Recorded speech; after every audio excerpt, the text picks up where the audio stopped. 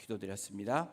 아멘. 오늘 하나님의 말씀 사도행전 23장 6절에서 11절까지의 말씀입니다.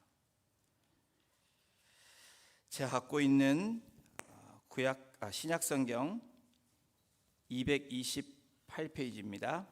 사도행전 23장 6절부터 11절까지의 말씀 우리 한 절씩 교독으로 같이 봉독하겠습니다. 제 6절 먼저 봉독합니다. 바울이 그중 일부는 사두개인이요 다른 일부는 바리새인인 줄 알고 공회에서 외쳐 이르되 여러분 형제들아 나는 바리새인이요 또 바리새인의 아들이라 죽은 자의 소망 곧 부활로 말미암아 내가 신문을 받노라.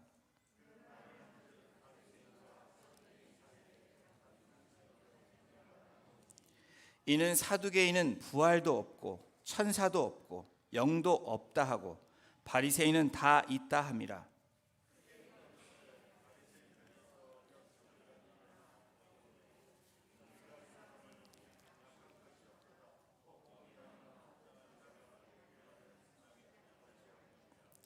큰 분쟁이 생기니 천부장은 바울이 그들에게 찢겨질까 하여 군인을 명하여 내려가 무리 가운데서 빼앗아 가지고 영내로 들어가라 하니라.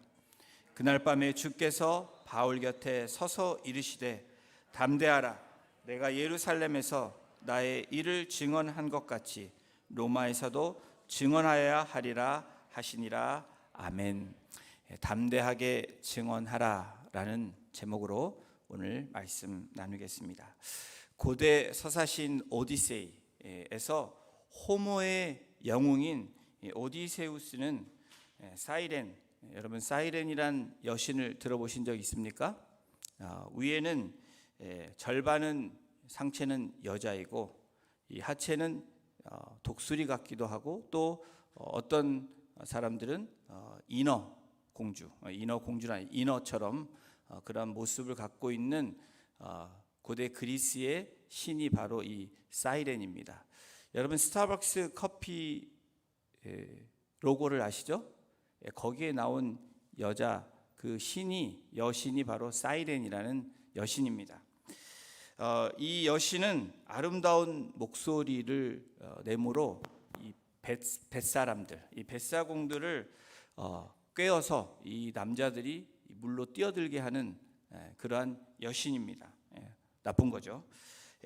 거부할 수 없는 멜로디로 이 선원들을 꿰어서 많은 남자들이 이 바다로 뛰어들게 하는 그러한 일들을 만들어냈던 이 사이렌, 이 여신에 의해서 많은 사람이 죽어가는데 이 오디세우스가 이 사실을 알고 자기 선원들에게 귀를 막게 합니다. 그리고 본인은 그 앞에서 그 소리를 듣고 싶어서 밧줄로 자기를 묶게 합니다. 그렇게 함으로 어떻게 됩니까? 그 배는 결론적으로 무사히 지나가고 소리가 들릴 때 이 오디세우스가 이 묶여있던 밧줄을 풀고자 했지만 그 선원들은 귀를 막고 있고 오디세우스가 얘기한 대로 그를 꽁꽁 묶었고 본인들은 듣지 않으므로 무사히 이렇게 나왔다는 이야기가 있습니다. 이 이야기를 가지고 이 세상에 포로된 교회의 저자 마이클 호트는 오늘날 우리에게 있어서 이 사이렌의 소리는 세속주의다라고 이야기를 했습니다. 그러면서 이 세속주의에 대한 위기에 대한 이 구제, 이 대안책은 땅에 근거를 두는 것이 아니다. 하늘에 그 운동을, 그 소망을 둬야 된다라고 이야기를 합니다. 여러분 이 이야기를 들으면서 여러분 그 밧줄에 묶인 이 오디세우스를 상상해 보십시오. 또 그리고 그 소리를 듣게 하지 않으므로 그 유혹에 빠지지 않은 그 선원들을 한번 생각해 보십시오. 어디서 많이 우리가 본 장면 같지 않습니까? 바로 밧줄에 꽁꽁 묶인 오디세우스는 저는 이 이야기를 읽으면서 또 들으면서 여러분 예수 그리스도를 생각해 봤습니다. 그래서 선원들이 그 유혹에 빠져 많은 영혼들이 죽어가는 이제까지 죽어갔던 그 영혼들 생각하면 바로 이 땅에 많은 사람들이지 않았을까라는 생각을 해봅니다. 바로 이 세속주의로 인해서 많은 사람들이 죽어가고 있는 이 시대가, 우리가 살고 있는 이 시대입니다. 오늘 저희가 읽은 사도행전 22장에서 23장에서 읽은 이 이야기들이 어쩌면 이 사도 바울을 통해서 세속주의 그리고 종교주의에 묶여 있고 그리고 그것에 얽매여 있는 그 종교 지도자들을 이야기하고 또 꼬집어서 어쩌면 오늘날 우리들의 모습을 이야기하고 있지 않나라는 생각을 해보게 됩니다. 사도행전 22장의 바울의 변증은 유대인들을 설득하지 못합니다. 종교 지도자들을 설득하지 못합니다. 오히려 폭동을 일으킬 만큼 이 바울의 변증은 극단적으로 그들을 행동하게 하기에 이르렀습니다. 유대인들은 흥분해 있었고 바울을 죽이고자 그 마음 가운데 결심을 하게 합니다. 이 결과로 바울은 산헤드린 공회 앞에 서게 됩니다. 그리고 공회에 나온 바울은 산헤드린의 공회원인 바리새인과 그리고 사두개인 이 공회원 앞에 서게 됩니다. 바울은 다음과 같이 시작을 합니다. 우리 1절을 읽진 않았지만 23장 1절이 이렇게 성경은 기록합니다. 우리 함께 읽겠습니다. 시작. 바울이 공회를 주목하여 이르되 여러분 형제들아, 오늘까지 나는 범사에 양심을 따라 하나님을 섬겼노라 하거늘. 바울은 이방인을 성전 안으로 들어오게 한 죄목으로 지금 잡혀와 있습니다. 그리고 그 잘못에 대해서 이야기하는 그런 절차를 겪고 있습니다. 바울은 산헤드린이 성전법에 관한 권한으로 결정하면 죽을 수밖에 없는 그 시점, 그 타이밍이 지금 바울이 잡혀와 있는 23장에 있는 이야기입니다. 이러한 순간에 바울은 지금 무엇을 하고 있는지를 우리가 보아야 됩니다. 아이고, 내가 실수를 했습니다. 죄송합니다. 이러면 조금 그 죄가 좀 낮아져서 어쩌면 풀려날 수도 있는 상황이 될 수도 있었지만 바울은 그렇게 하지 않습니다. 바울이 고백한 것은 오늘까지 나는 범사에 양심을 따라 하나님을 섬겼다. 바울이 고백한 신앙의 그 고백은 나는 내 양심에 따라 이제까지 하나님을 섬겼다라고 바울은 그 공회원 앞에서 신앙 간증을 하고 하나님께 자기의 신앙을 고백하고 있습니다. 오히려 바울은 지금까지 하나님을 섬겼다고 확신에 찬 목소리로 선포하고 있는 것입니다. 그것도 공회 앞에서. 여러분 얼마나 많이 떨렸을까? 그런데 바울의 이 고백은 떨림이 없어 보입니다. 하나님을 섬길 때 우리는 믿음을 따라 하나님을 섬긴다라고 이야기합니다. 여러분, 바울의 신앙 고백에 따르면 믿음과 양심을 뗄래야 뗄 수 없는 관계라는 것을 우리가 생각해 볼 수 있습니다. 사도 바울은 율법을 따라 섬긴 것이 아니라고 이야기합니다. 오히려 사도 바울은 양심에 따라 하나님을 섬겼다라고 이야기하고 있습니다. 이 양심의 단어, 이 시노이도는 함께 보다, 함께 알다라는 뜻이 있습니다. 내 마음대로, 내 주관적으로 보고 아는 것이 아니라 함께 했다라는 것이 시노이노, 양심이라는 뜻입니다. 양심은 무엇을 의미합니까? 진리를 생각하는 마음입니다. 또한 진리 안에 머무르려고 하는 마음, 무엇보다도 하나님을 늘 의식하는 마음이 함께 보고 함께 안다라는 이 시노이노, 양심이라는 이 단어의 뜻입니다. 내 의로 가득 찬 것이 아니라 내 체면과 내 경험으로, 내 교양으로 가득 채운 것이 아니라는 것을 이야기합니다. 더 나아가 하나님으로 가득 채우는 것이 양심이다라고 사도 바울은 이야기하고 있는 것입니다. 그래서 나는 양심에 따라 하나님을 섬겼다. 하나님의 보는 관점으로 하나님이 알고 있는 그 뜻 가운데 나는 그렇게 하나님께 나아갔다라고 사도 바울이 고백하고 있는 것입니다. 바울이 양심이라는 이 단어가 사도행전에서 2번 바울이 사용하고 있습니다. 오늘 23장에 나와 있는 1절과 24장 16절에 있는 말씀입니다. 우리 이 말씀을 함께 같이 읽어보겠습니다. 시작. 나도 하나님과 사람에 대하여 항상 양심에 꺼리낌이 없기를 힘쓰나이다. 여러분, 항상 양심에 꺼리낌이 없기를 어떻게 합니까? 힘썼다라고 이야기합니다. 어디에 사도 바울이 힘썼다라고 얘기합니까? 이 양심이 뭐라고 얘기했습니까? 하나님과 함께 보고 함께 아는 것, 하나님의 뜻 가운데 나아가는 것. 그래서 사도 바울은 양심에 꺼리낌이 없이 그렇게 나는 힘쓰며 살아왔다라고 사도행전 24장 다음 장에 그렇게 또 나오고 있습니다. 사도 바울의 서신에 보면 이 양심이라는 단어가 무려 20번 이상 나오고 있습니다. 이 양심의 의미가 무엇입니까? 우리가 생각하는 그냥 양심이 아닙니다. 나의 주관적인 양심이 아니라는 것을 이야기하고 있는 것입니다.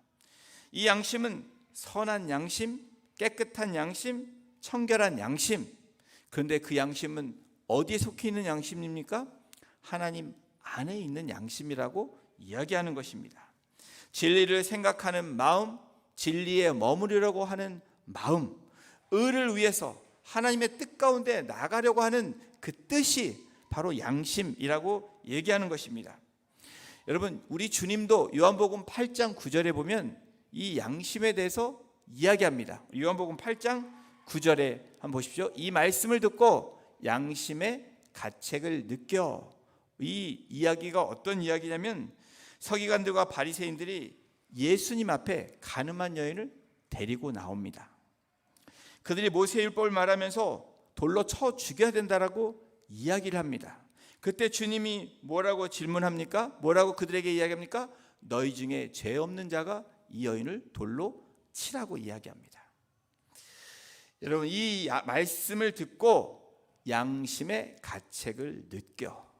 여러분, 이거 무엇입니까? 하나님과 함께 볼 때, 하나님의 뜻을 함께 알 때 우리는 함부로 그렇게 판단하고 정죄할 수 없다라는 것이 바로 이 양심의 가책을 느꼈다라고 요한복음 8장 9절에 성경은 기록하고 있습니다. 이때 양심이 하나님을 늘 의식하는 마음입니다. 늘 진리에 머무르려고 하는 그 마음입니다. 더 나아가 그 뜻 때문에 감히 여인을 누군가를 정죄할 수 없고 돌로 칠 수 없는 그러한 결론을 내리고 각자가 돌아갔다라는 것입니다. 바울의 증언을 다시 보십시오. 23장 1절입니다. 여러분 형제들아, 오늘까지 나는 범사에 늘 양심에 따라 하나님을 섬겼노라. 바울은 고발당한 자기의 과거의 삶을 부끄럽지 않게 살았다고 주장하고 있는 것입니다. 그것뿐입니까? 더 나아가 이 수사학적으로 자기 자신을 제시하면서 사내들인 공회원들에게 반문을 하고 있는 그러한 주장이기도 하고 고백이기도 합니다. 그렇다면 나는 믿음으로 범사의 양심을 따라 하나님을 섬겼는데 너희 공회원들아, 너희들은 어떠냐? 라고 반문하고 있는 사도 바울의 이 수사학적인 질문이기도 합니다. 이러한 바울의 모습을 보면서 공회원들과 대제사장들의 반응을 한번 보십시오. 2절입니다. 대제사장 아나니아가 바울 곁에 서 있는 사람들에게 그 입을 치라 명하니. 대제사장 아나니아가 얼마나 듣기가 거북했으면, 얼마나 마음이 괴로웠으면 바울의 입을 때리라고 이야기했겠습니까? 이 공회원들과 대사장들이 이 이야기를 들을 때 황당한 이야기입니다. 정말 어처구니가 없습니다. 바울이 너무나 얄밉습니다. 더 나아가 죽이고 싶은 마음이 이들에게 가득 채워져 있는 그런 상황이라는 것을 우리가 짐작해 볼 수 있습니다. 어쩌면 대제사장의 이와 같은 행동은 그들에게 당연한 그러한 행동, 그러한 모습으로 나온 것일지 모릅니다. 이런 대제사장의 모습에 바울은 3절에서 바울이 다음과 같이 이야기합니다. 23장 3절입니다. 바울이 이르되 회칠한 담이여 하나님이 너를 치시리로다. 내가 나를 율법대로 심판한다고 앉아서 율법을 어기고 나를 치라 하느냐 하니.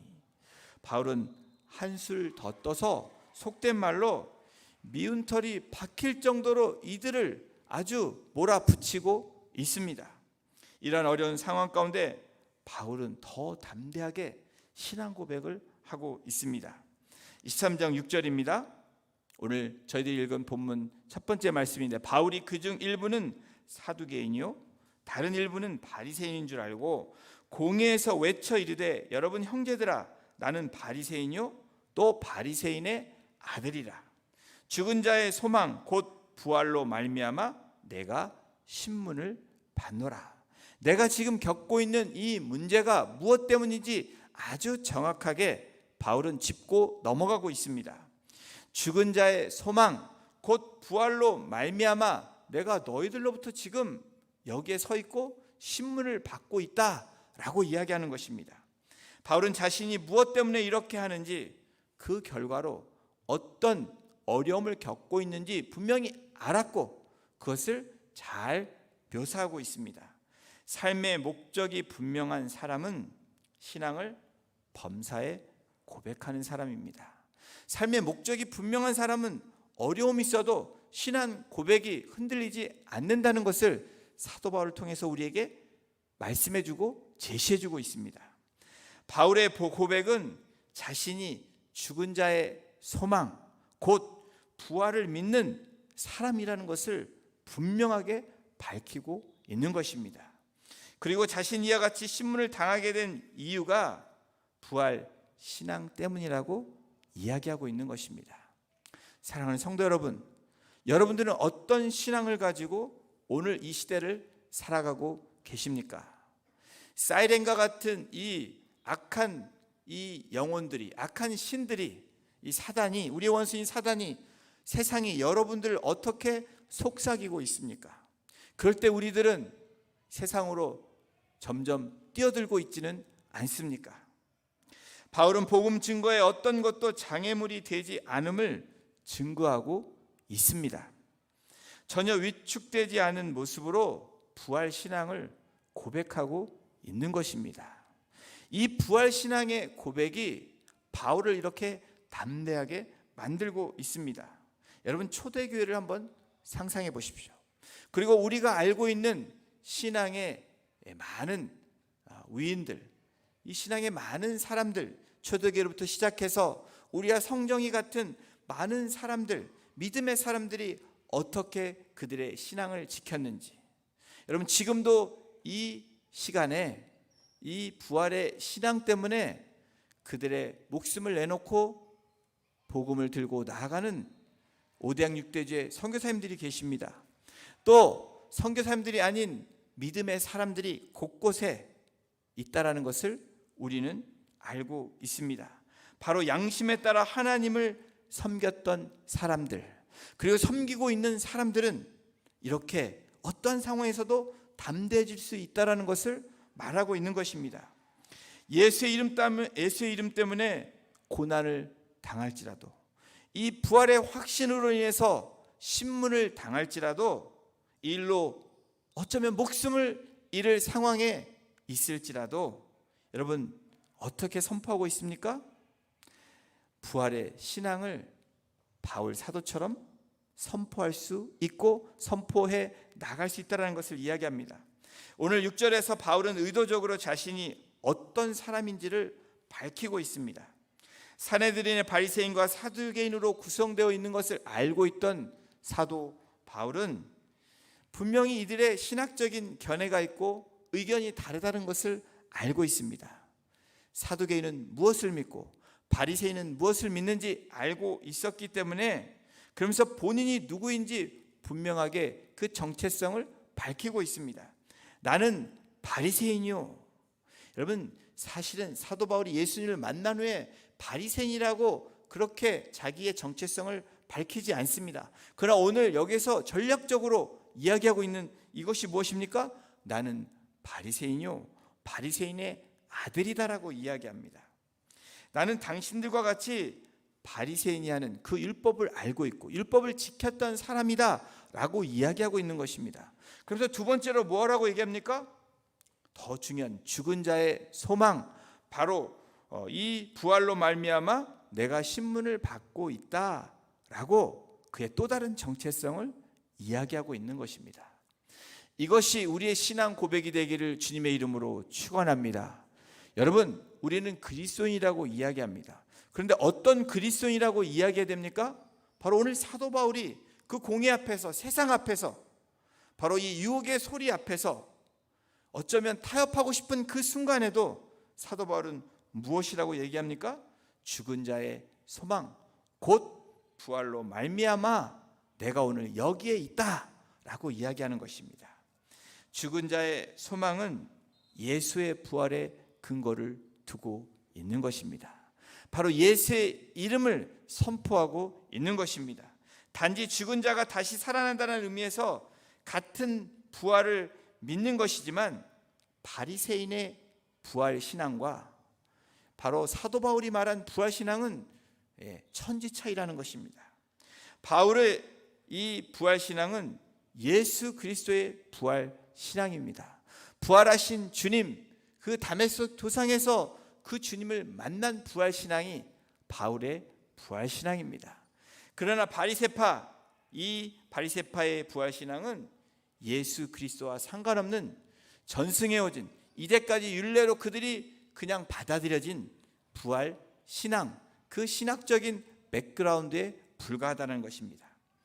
이러한 바울의 복음의 증언은 즉시 효과를 나타냅니다. 23장 7절입니다. 그 말을 한즉 바리새인과 사두개인 사이에 다툼이 생겨 무리가 나누어지니. 여러분, 진리를 위해 핍박받으면, 진리 때문에 의를 위해서 핍박받으면 어떻게 됩니까? 때가 되면 그 문제가 풀려지는 역사를 경험하게 됩니다. 여러분, 팔복 가운데 주님이 뭐라고 말씀합니까?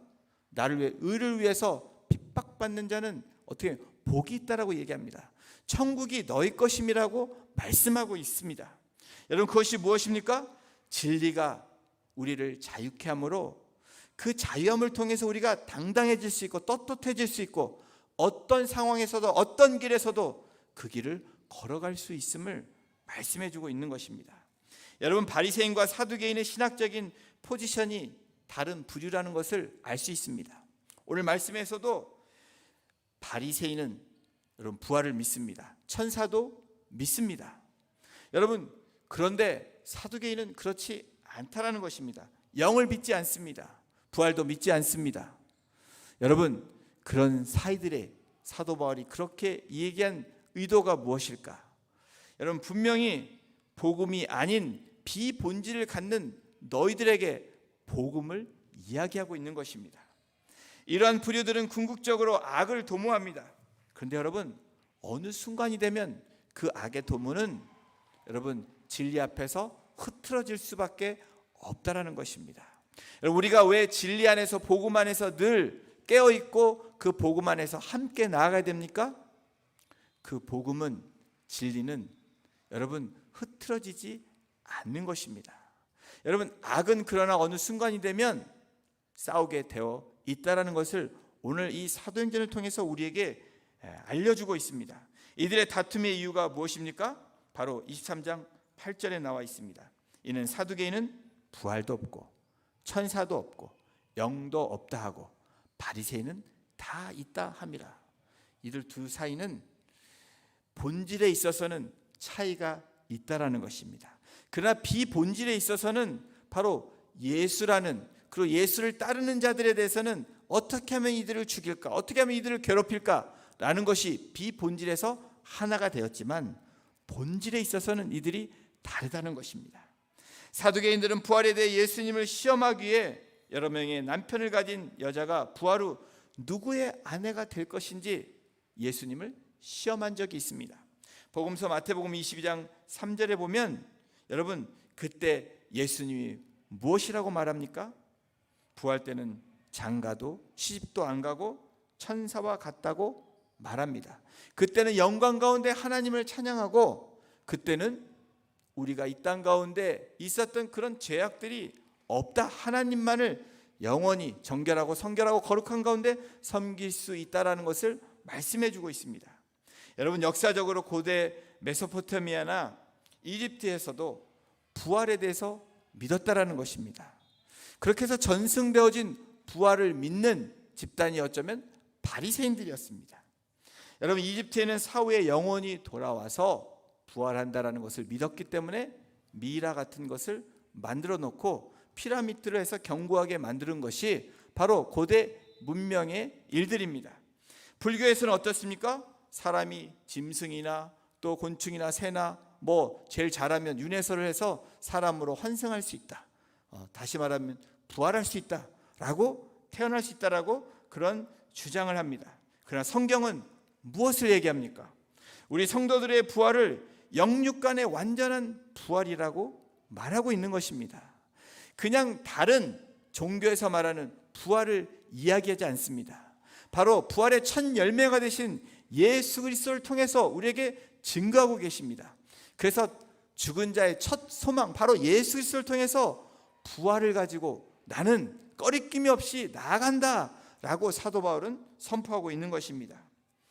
바리새인들의 부활, 천사, 영에 대한 믿음을 가지고 있었는데 이 주제들을 통해서 두 집단이 분리가 되고 있는 것입니다. 이 두 집단의 논쟁으로 바울이 그들에게 찢길까 봐 여러분, 이 천부장은 로마 군대를 명해서 바울을 데리고 영내로 들어가게 피신하게 합니다.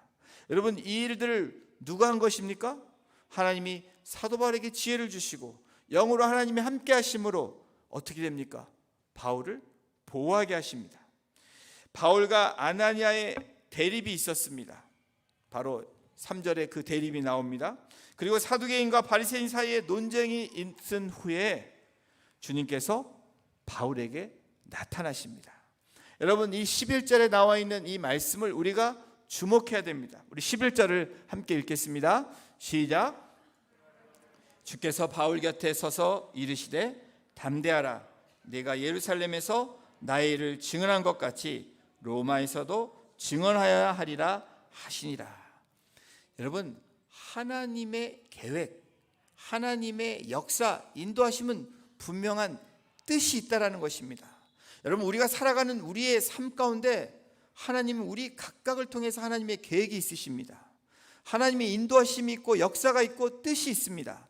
그냥 어쩌다가 인생을 살아가는 것이 아니고 어쩌다가 되어지는 일이 아니라는 것을 오늘 사도행전을 통해서 우리 성도들인 오늘날 우리들에게 주님이 말씀하십니다. 여러분, 역사는 언제 이루어집니까? 밤에 이루어지죠. 밤에 새 역사를 쓰는 일들이 많이 있죠.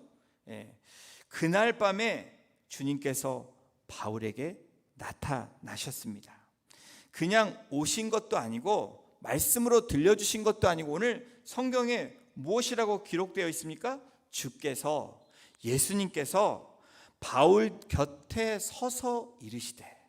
여러분, 그냥 말한 음성이 들린 것이 아니고 주님께서 바울 곁에 서 있으셨다라고 성경은 분명히 기록하고 있습니다.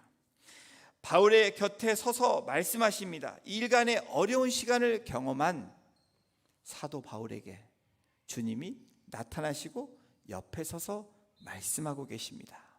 여러분, 오늘 이 말씀이 저와 여러분들에게 위로의 말씀이 되기를 주님의 이름으로 축원합니다.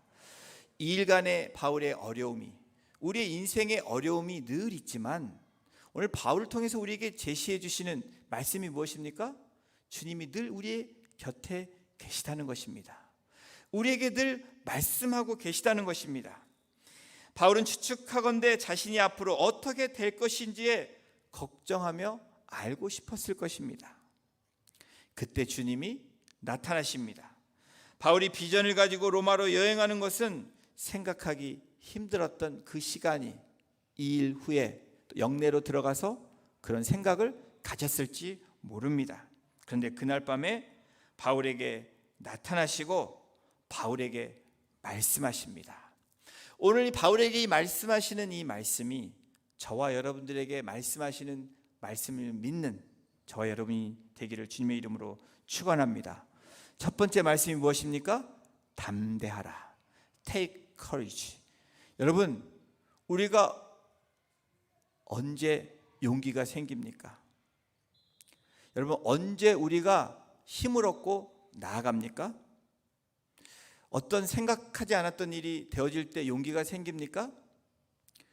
저와 여러분들이 용기가 생기는 것은 누군가가 우리에게 북돋아주는 말을 할 때, 누군가가 분명하게 확신 있는 것으로 개런티 해줄 때, 여러분 백이 있을 때 여러분 앞에 담대해지지 않습니까? 우리 어린 자녀들이 언제 담대합니까? 뒤에 엄마 아빠가 있을 때 여러분 담대합니다. 자신 있게 나아갑니다. 두려운 게 없는 것이 아이들입니다. 바로 하나님이 우리와 함께 하시고 우리에게 약속해 주신 약속의 말씀, 그 음성을 들려줄 때 담대할 수 있지 않습니까? 바울에게 하나님은 그 음성을 들려주십니다. 담대하라. 그날 밤에 그냥 음성으로만 들려주시지 않으시고 바울 곁에 서셔서 바울을 위로하고 격려하고 계셨다라는 것입니다. 곁에 서서는 문자적으로 바로 곁에 서 있다는 동사에서 나온 단어입니다. 그냥 상상하는 것이 아니고 주님이 움직이고 계시고 일하고 계셨다라는 이 움직이는 동사 단어를 사용하고 있습니다. 원문에서 위급한 상황에 놓인 바울의 곁에 주님이 지금 역사하고 계시다는 것입니다. 주님이 함께 일하고 계시다는 것입니다. 사랑하는 성도 여러분, 어제도 오늘도 앞으로도 주님은 우리와 함께 옆에 계시고 함께 일하고 계시는 그 주님이심을 믿는 저와 여러분이 되기를 주님의 이름으로 축원합니다. 주님은 곁에 서서 우리를 위로해 주시고 함께 해 주십니다. 그리고 또 다른 새로운 사명을 우리에게 허락하신다는 것입니다. 그것이 후반절에 나와 있는 11절 이 뒷부분에 나와 있는 말씀입니다. 우리 함께 같이 말씀을 선포합니다. 시작. 내가 예루살렘에서 나의 일을 증언한 것 같이 로마에서도 증언하여야 하리라. 여러분, 이제는 예루살렘 이 공회 앞에서 그렇게 담대하게 증언했던 것처럼 이제 바울 너는 로마에 가서 그것을 똑같이 테스티파이 증언해야 된다라는 그 사명을 분명하게 다시 한번 사도 바울이 가졌던 그 마음을 확인시켜 주시고 컨펌해 주시는 리컨펌해 주시는 그 구절이 오늘 11절에 있는 그 제사명을 다시 허락해 주시는 말씀입니다. 이제는 예루살렘에서 로마로 증언하기 위해 바울을 파송하시기 위한 하나님의 준비가 시작된 것입니다. 여러분, 이 말씀은 무엇을 말씀하시는 것입니까? 바울을 통해서 바울에게 나타나셔서 말씀하시는 그 말씀이 오늘 이 주일날 우리에게 선포되는 이 말씀 가운데 여기 앉아있는 저와 여러분들 또 온라인을 통해서 예배하는 우리 성도님들에게 무엇을 말씀합니까? 예배하는 가운데 하나님을 찬양하고 주님이 나의 하나님 되심을 선포하고 증언하는 것, 그 예루살렘 공회 앞에서뿐 아니라 이제는 저와 여러분들에게 어떤 사명을 주십니까? 세상인 사이렌에 우리가 유혹에 넘어가는 것이 아니라 그곳에 서서 테스티파이 하는 것입니다. 오늘 우리가 예배하며 함께 모이는 이 자리는 그냥 여기가 좋사오니 라는 자리가 아니라는 것입니다. 이제 세상 속으로 우리가 가야 되는 로마로 우리는 그 길을 향해서 나아가는 것입니다. 오늘 지금 우리 각자에게 우리 공동체에게 말씀하시는 주님이 들려주시는 음성이 무엇입니까? 담대하라. 그리고 로마에서도 증언하여야 하리라. 여러분, 이 로마는 여러분들의 각자에게 주시는 로마라는 것입니다. 바로 이 로마는 세상에서 가장 막강한 권력을 가지고 있던 이 세큘러, 이 세상의 월드라는 것입니다. 바로 저와 여러분들이 힘들게 나아가야 되는 그곳이 바로 로마입니다. 그런데 주님이 바울에게 말씀하셨던 것처럼 오늘 저와 여러분들에게 담대하라, 그리고 어디에서도 증언하여야 하리라 라고 말씀하고 선포하고 계시는 것입니다. Take courage, you have to testify. You must testify. 증언해야 된다라고 말씀하고 있는 것입니다. 사랑하는 성도 여러분, 복음을 전하는 일은 사람의 힘으로, 우리의 힘으로 감당할 수 있는 일이 아닙니다. 주님의 계획에 따라 움직이고 주님이 주신 그 사명에 따라 우리는 움직이며 나가는 것입니다. 우리가 세상 속으로 그냥 점프인하는 것이 아닙니다. 바로 오늘 예배를 통해서, 말씀을 통해서, 하나님이 주신 그 사명을 통해서 우리는 오늘도 그 말씀을 붙잡고 우리가 그 길을 걸어가는 것입니다. 여러분, 한 주간도 우리는 세상 속에서 살아내야 됩니다. 여기가 조사오니는 주님이 새하늘과 새 땅이 오는 그 천국에 가서 영원히 누릴 그 땅을 우리는 지금 여기서 프랙티스하는 것입니다. 그러나 우리에게 주어진 또 다른 사명은 세상 속에서 살아내야 되는 것입니다. 몸부림치며 싸워 승리해야 되는 것입니다. 그것이 우리에게 주신 사명이고 우리의 부르심, 소명이라는 것입니다. 어떤 분들은 여러분 병과 싸워야 되는 분들이 계십니다. 어떤 분들은 가정에서 여러분 자녀와 싸워야 되는 분들이 있습니다. 감정 간의 대립이 있어서 싸워야 되는 부분들이 있습니다. 여러분, 그것이 어쩌면 여러분들에게 로마일지 모릅니다. 오늘 그 로마를 어떻게 됩니까? 담대하라고 주님은 우리에게 곁에 서서 바로 여러분들 옆에 서서 말씀하고 계시다는 것입니다. 담대하라. 공회에서, 교회에서 오늘 부활의 주님의 음성을 들으셨다면 저와 여러분들은 주님의 임재하심을, 그 말씀이 들리셨다면 주님의 임재하심을 경험한 분들입니다. 그렇다면 여러분들, 우리는 로마를 향해서 testify, 증언해야 된다는 것입니다.